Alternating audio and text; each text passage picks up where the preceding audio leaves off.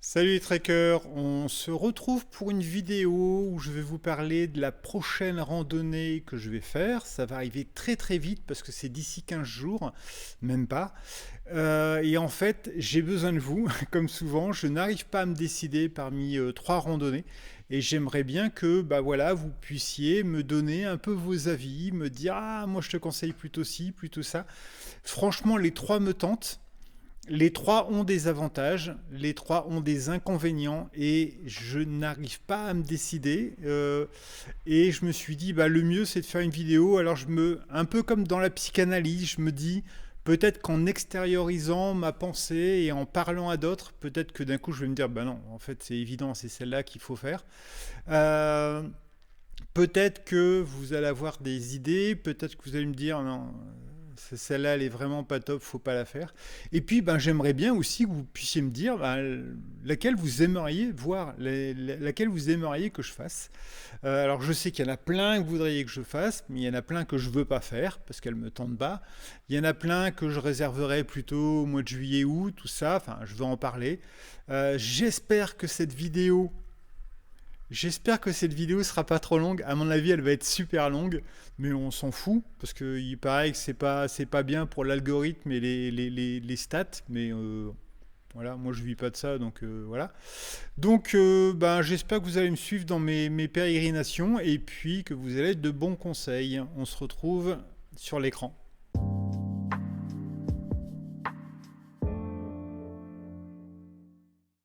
Alors voilà, je suis passé de l'autre côté de l'écran. Je vais vous montrer mon ordi. Je travaille sur Strava. Strava, ça me permet à la fois de suivre mes courses, mes différentes activités. Donc, je peux vous montrer vite fait mes petits entraînements. Hop, voilà les différentes séances de vélo, muscu et ainsi de suite. Et Strava me permet aussi de définir mes itinéraires. Alors ça, je pense que c'est public, donc si vous vous connectez à mon Strava, je vous mettrai en lien les, euh, les paramètres pour pouvoir suivre. Vous pouvez aussi avoir accès, je pense, hein, si je dis pas de bêtises, vous pouvez avoir accès aussi à mes itinéraires. Alors c'est des itinéraires que j'ai déjà fait, comme par exemple, je vais vous montrer ici une partie du GR8. Alors ça, c'était mon GR8 théorique que j'avais décidé de faire. C'était vraiment en droite ligne, c'était vraiment complètement utopique. Et là, c'est une partie du GR8 que j'ai vraiment fait. Donc voilà, par exemple, vous pourriez voir ça. Et là, je vais vous montrer justement les trois randonnées que je voudrais faire. Alors pour les trois randonnées, la première randonnée, il y a le GR 120. Ensuite, il y a le GR5, en tout cas une petite partie du GR5. Et ensuite, il y a une randonnée dont je vous ai beaucoup parlé, enfin assez régulièrement parlé. C'est la randonnée, c'est une variante ou une partie de Saint-Jacques-de-Compostelle. C'est Bénévent-l'Abbaye jusqu'au Rocamadour.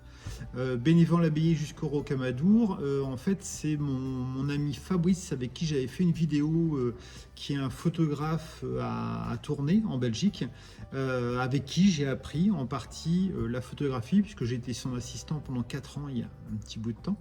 Et lui fait beaucoup de randonnées, et il m'a dit, si un jour tu dois faire une randonnée, il faut faire ça, parce qu'elle a l'air magnifique. Voilà. Donc celle-là m'intéresse.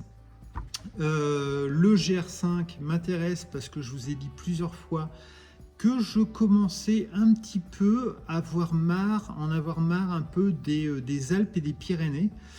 D'une part parce que voilà, la partie rocailleuse, la partie haute montagne ou moyenne montagne, c'est vraiment pas ce que je préfère. Je comprends que des gens adorent les Pyrénées, que les gens adorent les Alpes ou que les gens adorent le GR20, ça y a aucun souci, mais c'est pas mon truc.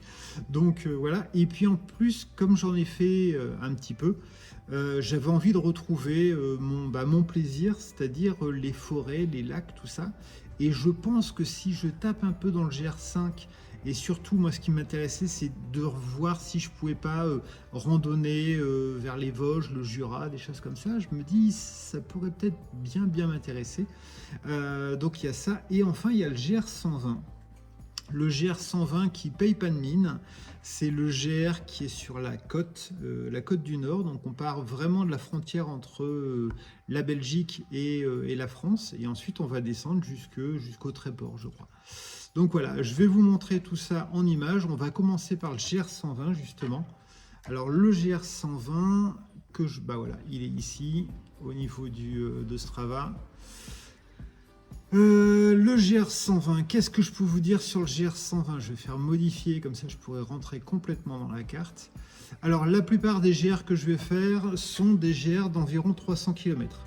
Donc ça c'est assez cool. Sachant qu'au niveau de mon emploi du temps, je vais prendre mon emploi du temps sous les yeux pour pas vous dire de bêtises. Hop, je vais le dégager sur un autre écran. Donc au niveau de mon emploi du temps, comme je suis photographe indépendant, je fais plus ou moins ce que je veux. C'est-à-dire que si je veux ne pas gagner d'argent, je peux. Si je veux gagner de l'argent, j'essaye. Mais plus sérieusement, je prends mes congés quand je veux. Je peux très bien du jour au lendemain dire ben voilà, salut, je me casse. Bon, par contre, je ne suis pas payé. Et forcément, au mois de mai, entre le 1er, le 7 et le 8 mai, c'est des jours fériés qui tombent en plein milieu de la semaine. Je me dis que j'aurai pas de travail. Je pense que j'aurai pas beaucoup de gens qui vont m'appeler pour dire Pierre, est-ce que tu peux entre lundi et mardi caser un shoot mode ou un shoot sport? Ça m'étonnerait vraiment. Donc j'ai décidé de me bloquer ces dates-là et de partir. Donc si je dis pas de bêtises, je peux être dispo à peu près vers le 26-27 avril. Donc vous voyez, ça va arriver vite parce que là on est le 15. Donc c'est rapide. Après, ça m'est déjà arrivé de me décider le jeudi et de partir le vendredi ou le samedi. Donc voilà, c'est tout à fait faisable. C'est comme ça que j'avais fait d'ailleurs les 3 jours de randonnée sous la pluie et la tempête sur la variante du GR65, la variante du Célé, où je voulais à tout prix randonner sous la pluie pour voir comment j'allais m'adapter. Et je regardais la météo et je disais ah, pile poil, là c'est la cata, j'y vais. Donc 27-28, je devrais être parti. Mais ça se peut très bien que si le mercredi 24, je vois que j'ai pas de travail à venir et que j'ai pas de photos à rendre, ça se peut très bien que je dise bon bah tant pis, je vais partir le 25, enfin dès le lendemain, puisque je suis en bivouac. Il y a juste le tarif du train qui va changer, enfin qui va déterminer si je pars ou si je pars pas, si je pars tôt ou pas, et c'est tout. Donc 27-28, et le seul impératif que j'ai, c'est que j'ai un shooting le vendredi 10 en fin d'après-midi, dans l'après-midi, et un mariage civil à couvrir le samedi 11. Donc là, il ne faudra pas que je me plante. Ça me laisse quand même beaucoup de temps, et c'est pour ça que j'ai choisi 3 randonnées qui font 300 km, sachant qu'en moyenne, je marche entre 35 et 40 km. J'aimerais bien me calmer un peu cette année, et donc j'aimerais bien faire que 35 km par rapport aux 52 du GR8 ou aux 35 du TMB, je crois, si je dis pas de bêtises. Donc voilà, je pense que c'est très raisonnable. Je risque peut-être même de plus pas savoir quoi faire en fin de journée si je m'arrête à 18h. Mais bon, c'est une nouvelle expérience.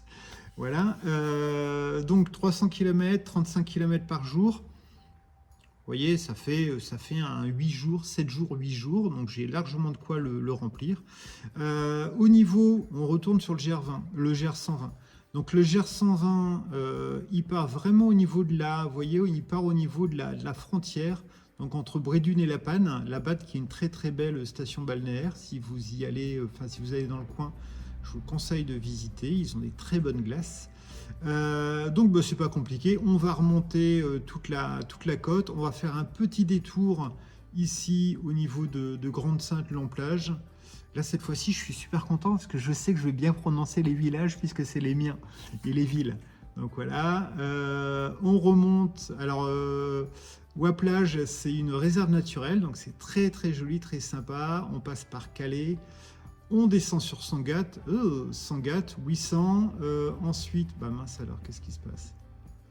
800 en Bleuteuse, qui est magnifique. En Bleuteuse, c'est super super beau.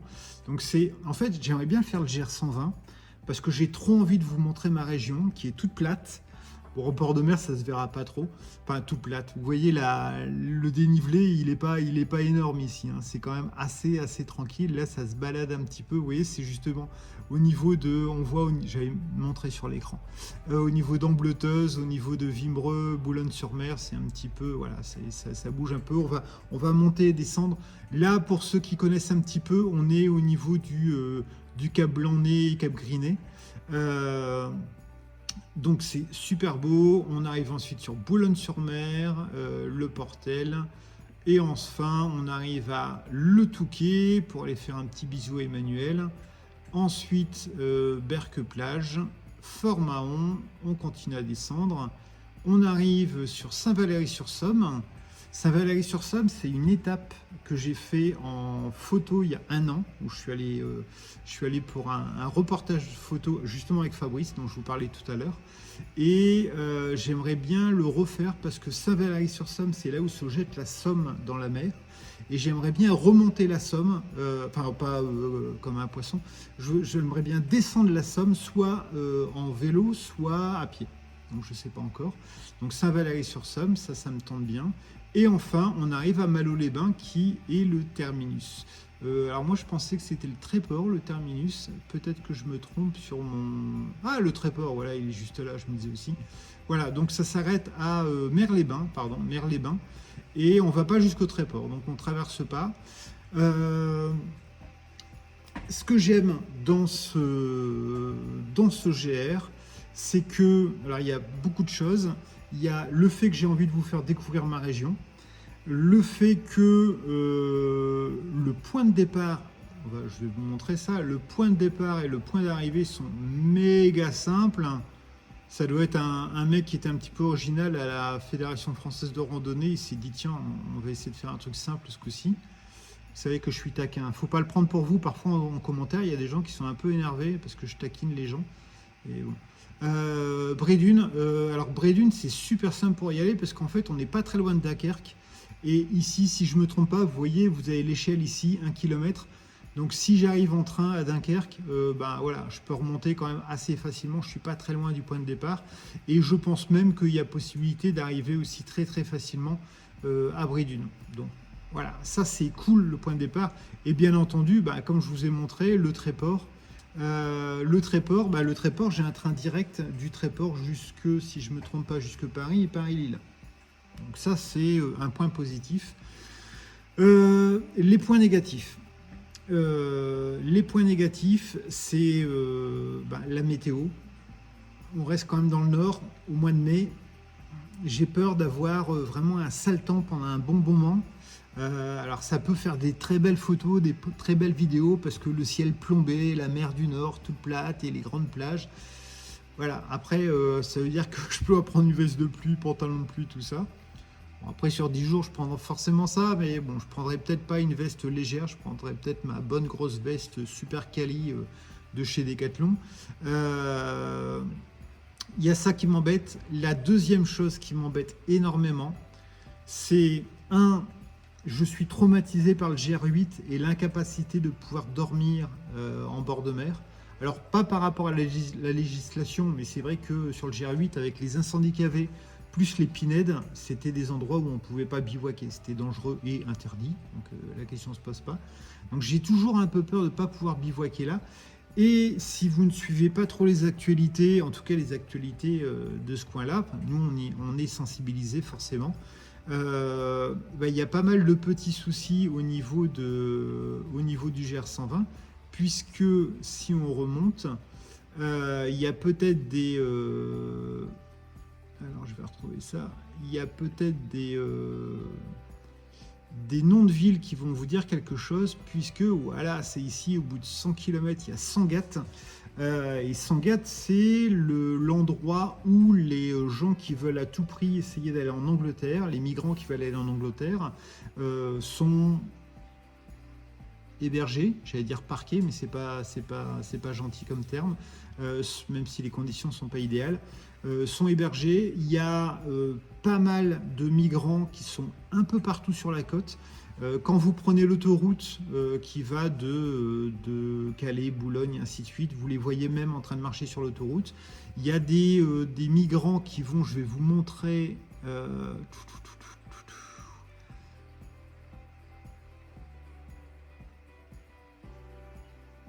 ça doit être là. Oui, Saint-Omer, c'est là, j'avais reconnu les marais. Donc vous voyez les marais ici au niveau de Saint-Omer, j'ai entendu à la radio sur Europe 1, il disait que au niveau de Saint-Omer, il y a énormément de marais, qui dit beaucoup de marais, dit beaucoup de barques, et il y a même des migrants qui vont jusque là pour ensuite essayer de remonter avec les barques les cours d'eau pour avoir accès ensuite à la mer et ensuite essayer d'aller en Angleterre. Alors je dis ça pourquoi? Parce que en fait, j'ai deux inquiétudes par rapport à ça. C'est que si je dors en tente, même sans être au bord du rivage, ce qui est interdit, mais à 1 km ou 2 km des terres, j'ai un peu peur d'être un petit peu embêté par des migrants qui n'ont rien et se disent ce mec-là, il doit avoir beaucoup de choses. Et même si parmi les migrants, il y a plein de gens qui sont très gentils, il y a quelques personnes qui sont comme nous, qui ne sont pas forcément bien intentionnées, donc ça me fait un peu peur. Et de l'autre côté, j'ai un peu peur aussi des forces de l'ordre qui vont voir une tente et qui vont se dire « Ah, là, c'est un migrant qui dort et il n'a pas le droit de dormir là où on va le contrôler. » Et donc, je risque d'être embêté par les forces de l'ordre. Donc, vous voyez, je suis un peu tiraillé entre les deux. Alors, je pense que sur la première partie, j'ai commencé à me renseigner. Sur la première partie, si je peux faire à peu près 40-45 km, c'est du plat, hein, donc c'est très facile.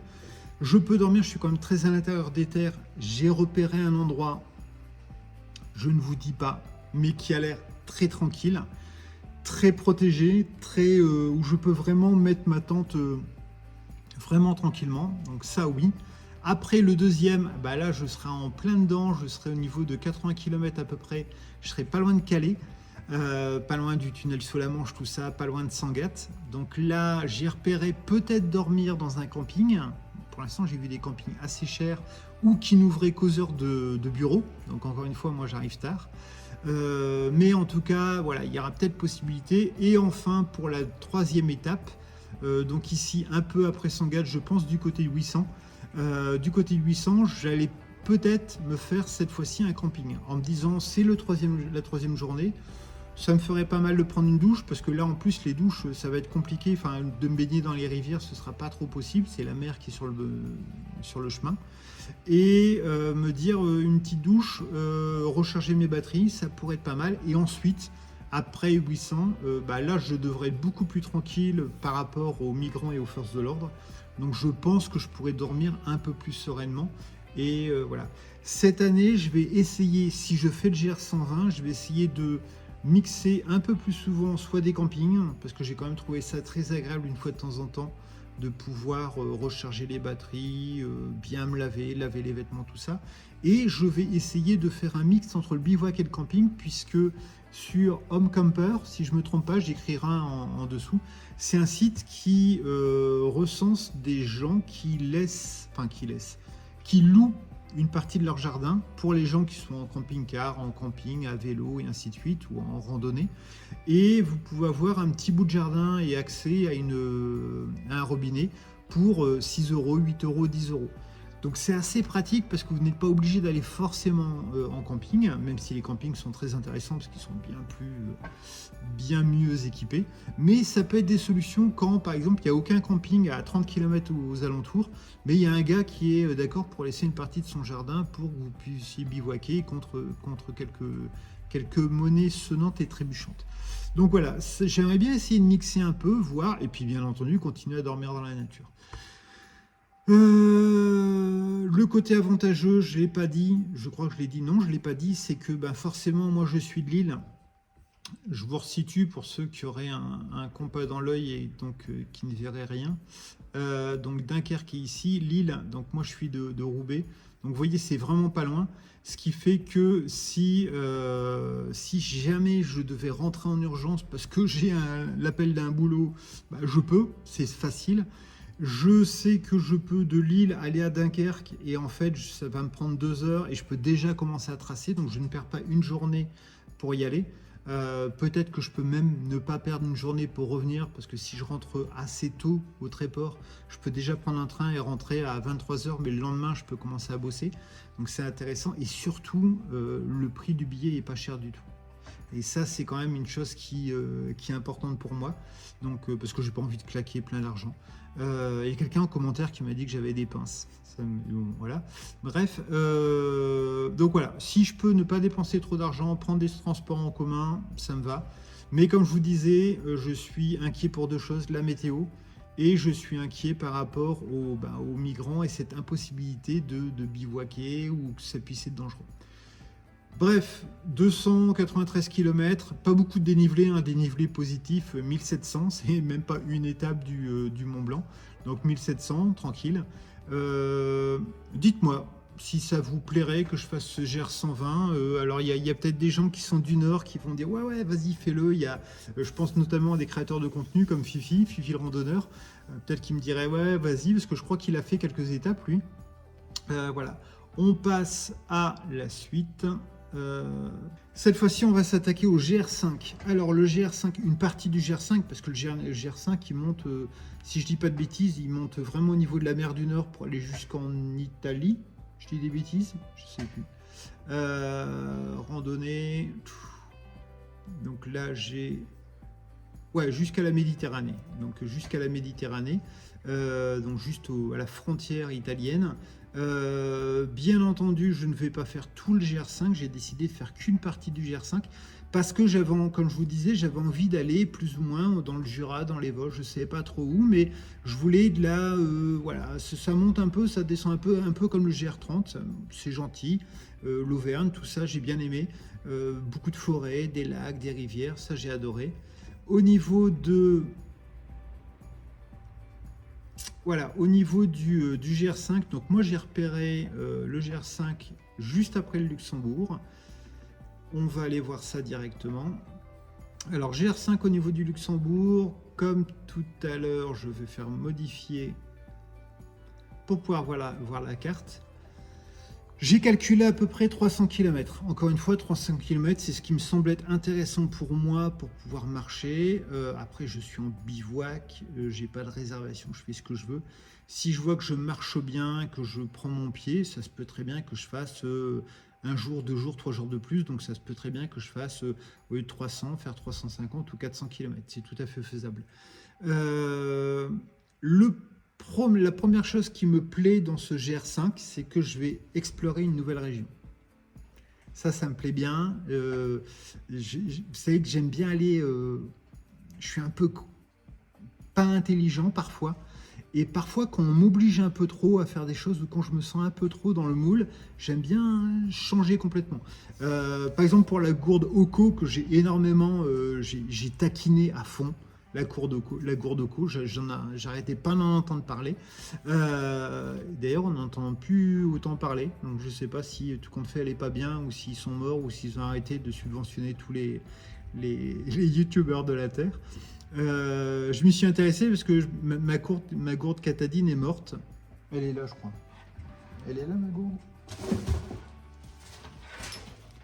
Ma gourde Catadine est morte. Elle était déjà percée. Et en voulant la tester, parce qu'avant de partir, j'essaie de tout tester, je me suis aperçu que le filtre était mort. Je vous ferai une vidéo là-dessus, je vais pas m'apesantir, mais j'ai testé le truc. J'ai contacté le service après-vente Catadine qui m'ont dit « Bah non, elle est morte ». Voilà, je dis « Ouais, mais c'est con parce que j'ai fait peut-être, je sais pas moi, 6 randonnées avec, 6 ou 7 randonnées. Ça veut dire que j'ai pas fait des millions de litres d'eau. Mais voilà, donc j'étais un peu déçu et je ne sais pas quoi acheter. Et je me suis dit, est-ce que je rachète une Catadine que j'ai adorée? J'étais un peu déçu du SAV. Ou est-ce que j'achète une Oko? Mais tout le monde achète une Oko, donc j'ai pas envie. Je suis vraiment stupide, mais c'est comme ça. Bref, je vous ferai une vidéo par rapport à ça. Je n'avais pas envie d'aller dans les Alpes et les Pyrénées, j'avais envie de faire un truc voilà, où les gens vont pas forcément, et je me suis dit bah ouais, Jura, Vosges, c'est génial. Donc sur le GR20, j'ai choisi ce tronçon, j'aurais pu prendre un tronçon au-dessus ou en dessous. J'adore le début du GR5 que j'ai choisi. puisque le début du GR5 se situe juste au bord d'une petite commune qu'on appelle Schengen. Là où je le trouve génial, ce Schengen, c'est, vous voyez le plan? Là, ici, c'est la France. Là, ici, c'est l'Allemagne. Et là, ici, c'est le Luxembourg. Donc, en fait, le GR5 commencerait... Là, si je me mets là, en fait, si je fais ça, c'est la France, ça, c'est le Luxembourg, et ça, c'est l'Allemagne. Je trouverais ça trop amusant, storytelling de dingue. Donc, ouais, je trouverais ça pas mal. Ensuite, les paysages ont l'air assez sympas. Vous voyez, sur la courbe de niveau, c'est gentil. Hein. On part de 0, on monte jusque 300, 400, et ainsi de suite. Là, il y a des petites montées, descentes, montées, descentes. Voilà, j'aime bien, ça monte un peu dans le cardio, puis ça redescend. Je pense que je reste quasiment tout le temps. Vous voyez, quand on voit, je vais vous prendre la carte satellite. Voilà, ça a l'air d'être bien, c'est boisé, on passe à travers des champs, puis on est boisé, et ainsi de suite. Donc ça a l'air assez sympa. Au niveau des standards, au niveau des trucs sympas, c'est que on va passer, je vais passer dans Metz. Donc ça c'est sympa si jamais, vous voyez, après les 60 bornes, je veux dire après 2 petits jours de marche, j'ai de quoi me ravitailler, tout ça c'est pas mal. Je vais suivre un petit peu les cours d'eau, hop, donc ça c'est pas mal. Je passe à l'écart de Nancy cette fois-ci, voilà.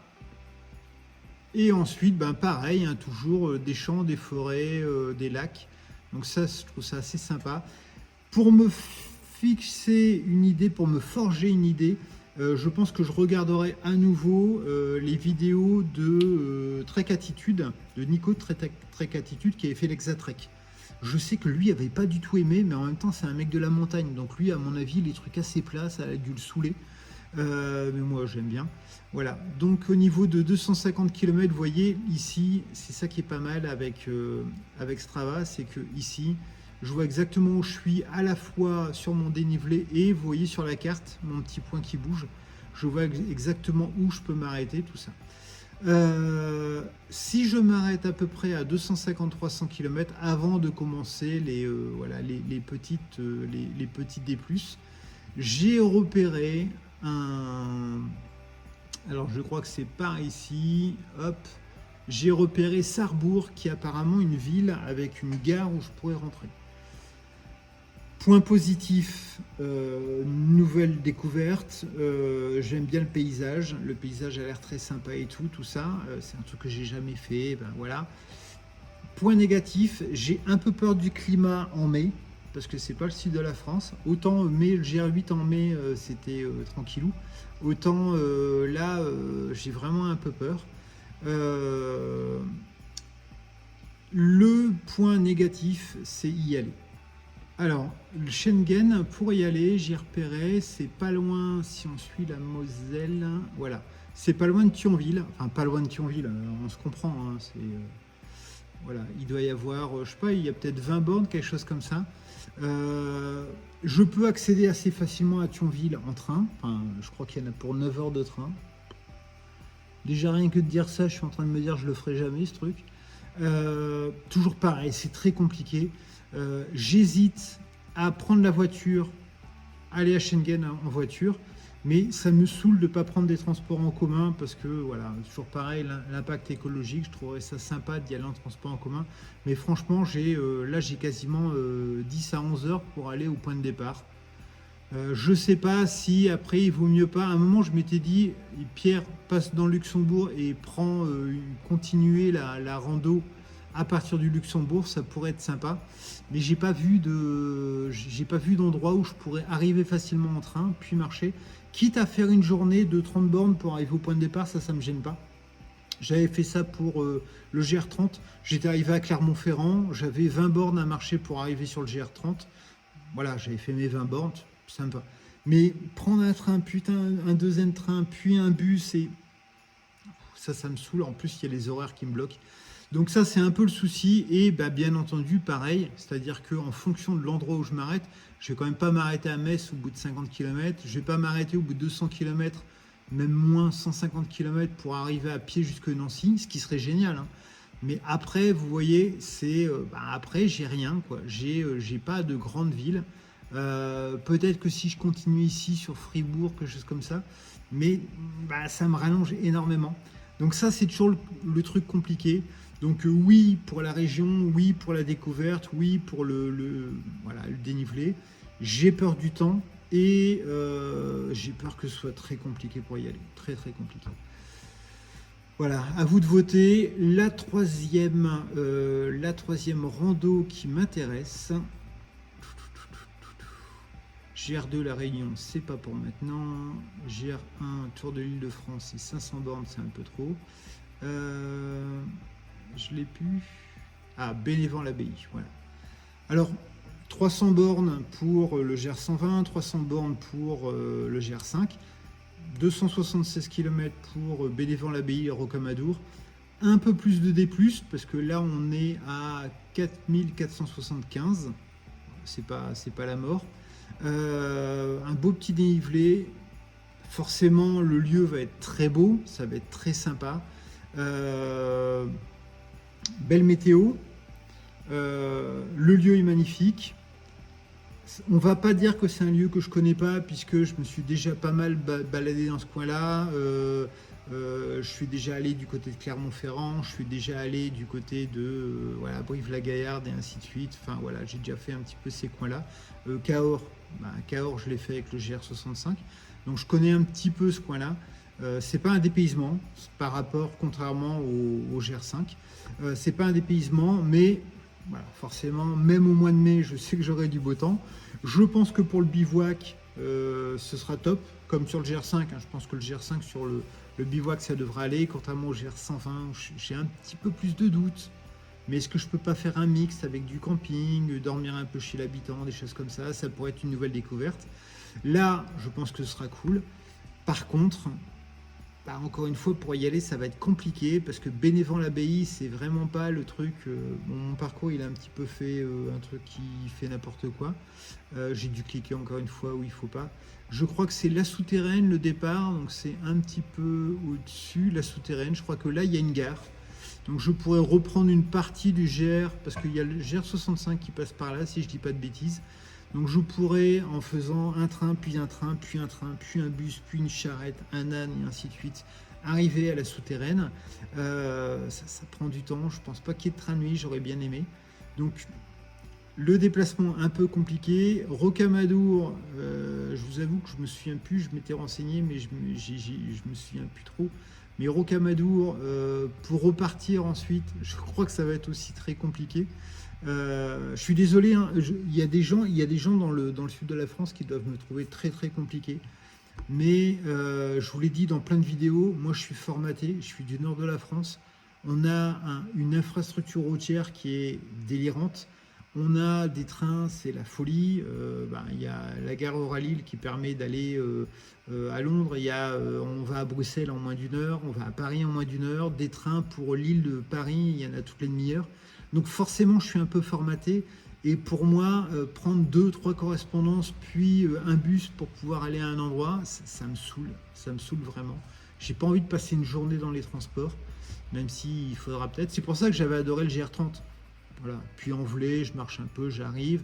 GR65, quand j'avais fait le Puy-en-Velay, c'était le Puy-en-Velay, hein, je dis pas de bêtises. Le Puy-en-Velay jusqu'à Cahors. Je m'étais arrêté à Cahors en partie parce qu'il y a une gare et que je remontais facilement. Quand j'ai fait le Célé, c'était, que je dise pas de bêtises, c'était Figeac-Cahors. Pareil, c'était facile pour y accéder. Là, ça me saoule un peu.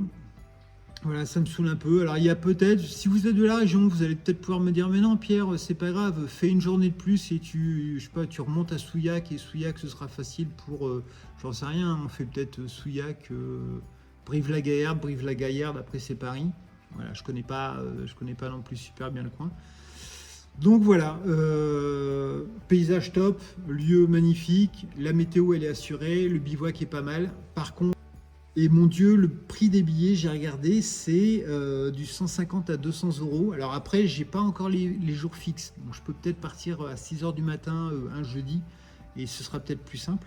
Mais voilà, il y a des trucs il y a des trucs où je suis un peu plus embêté et un peu tiraillé. Voilà, voilà. Donc maintenant, vous avez toutes les infos. J'ai peut-être omis certaines choses. N'hésitez pas à me demander en commentaire. N'hésitez pas à m'en parler. Pour refaire la petite story, donc GR120, c'est facile d'accès. C'est juste à côté. J'ai envie de vous montrer cette région parce que c'est la mienne. Par contre, bivouac, ça va être compliqué. Tant, ça risque peut-être d'être moche. Au niveau des coûts, ça risque d'être réduit. Et je ne vais pas me planter dans les prononciations des villages et des villes. Grande nouvelle, ça se trouve, je me souviendrai même d'être passé à Calais 5 minutes après être passé à Calais. Donc ça, ce serait pas mal. GR5, découverte d'une nouvelle ville, enfin d'une nouvelle région. Je ne suis pas sûr du temps. Est-ce que le temps sera vraiment au beau fixe ou pas déjà, au mois de mai? Si vous êtes de la région, vous me le dites, hein, vous m'écrivez à chaque fois. Bivouac facile. Par contre, y aller et repartir, ça va être compliqué. J'ai beaucoup d'heures de trajet, j'ai regardé. C'est galère. Le prix, forcément, ce sera élevé. Et enfin, Bénévent-l'Abbaye, oui. Oui, je suis en train de me dire, peut-être Bénévent-l'Abbaye, c'est bien, mais le GR5, peut-être qu'il faut que je le garde pour juillet-août. Quitte à ce que juillet-août, je pense que je pourrais me prendre 15 jours de repos. Et donc peut-être que je pourrais partir de Schengen, mais aller beaucoup plus loin et pas faire 300 bornes, mais faire 500 bornes. Et donc arriver plus facilement autre part. Et puis en juillet-août, faire les Vosges et le Jura, ça peut être pas mal au niveau du temps. Donc je dis pas que je les ferai jamais, mais quel rando je fais maintenant. Donc Bénévent-l'Abbaye, magnifique, je pense, paysage, bivouac, je pense facile. Météo au top, mais encore une fois, pas si facile d'accéder ça et surtout, ça coûte un peu. Donc voilà, si vous habitez la région, n'hésitez pas à me donner des infos. Si vous avez déjà fait ces 3 GR, n'hésitez pas. Bien entendu, j'accepte tout à fait vos jokers. Je pourrais imaginer un GR70 Stevenson. En fait, Stevenson, j'ai pas envie de le faire parce que tout le monde le fait et on en parle tout le temps. Donc j'aimerais bien parfois faire des choses un peu comme le GR8, vous faire découvrir des trucs. Vous voyez, j'ai pas forcément envie de dire Pierre, faut que tu fasses le GR70 parce que dans l'algorithme, tout le monde tape GR70, GR20, TMB. Donc si tu le fais, tu auras plus de... Je m'en fous, j'ai envie de vous faire découvrir des trucs. Après, je dis pas que je ferai jamais le GR70, mais puisque c'est dans le sud, est-ce que je le ferai pas plutôt en octobre, la rando? Il y aura peut-être moins de monde, il fera encore beau. Sachant que je marche quasiment tout le temps, j'ai bientôt un défi, il faudra que je vous en parle. Je suis super excité, il faut que j'arrête de faire des vidéos le soir, je suis méga excité, quoi. Je pars en général en mai, une semaine. Juillet-août, plutôt au mois d'août, ou à cheval, je pars souvent 10 jours, voire 15 jours. Et ensuite, j'essaye de me faire une petite rando en fin septembre. J'avais fait par exemple la traversée du Célé que j'ai trop envie de refaire quand il fera beau. C'était que 3 jours, c'était 120 bornes, donc j'avais fait en 3 jours. C'était génial. Donc il faut que je le refasse quand il fera beau. Donc voilà, vous pouvez me sortir un petit joker en disant mais Pierre, t'as pas pensé à. Je vous le dis, si vous voulez me conseiller quelque chose, 300 km pas plus, parce qu'il ne faut pas que je fasse trop longtemps. Donc on va dire entre 200, 250 à 300 km. Ouais, entre 200 et 300 km. Le bivouac, s'il peut être facile, c'est cool. S'il peut avoir une ville qui existe dans le monde au niveau de la SNCF, d'arrivée, de départ, une boucle, ce serait génial. Voilà, des choses comme ça. Vous voyez, le GR30, ouais, bon, je l'ai déjà fait. Je pourrais faire le GR40 ou le GR400, mais c'est vrai que j'y avais pas pensé. Enfin, ça fait longtemps que j'y avais pas pensé à cela. Mais bon, voilà. Dites-moi ce que vous en pensez de mes pérégrinations, de mes réflexions. Donnez-moi des conseils, s'il vous plaît, la communauté. Dites-moi si je me suis planté sur certains trucs. Dites-moi s'il y a des randonnées que vous aimeriez bien que je fasse. Parce que je suis libre et que je me dis pourquoi est-ce qu'ils ne pourraient pas me donner des conseils. Et puis si plein de gens me disent bah, fais ça, bah, si c'est faisable et que ça ne coûte pas non plus la peau des fesses, pourquoi pas. Voilà, pourquoi pas. Et oui, et dans les défis, j'ai envie de marcher longtemps, encore plus que d'habitude, mais je vous en parle dans une autre vidéo, si ça vous intéresse. Voilà. J'espère que la vidéo n'aura pas été trop longue. On se retrouve en commentaire. J'essaie de répondre à tout le monde le plus vite possible. Je suis désolé pour ceux qui se sont offusqués parce que j'avais pas répondu à leurs commentaires. À très bientôt.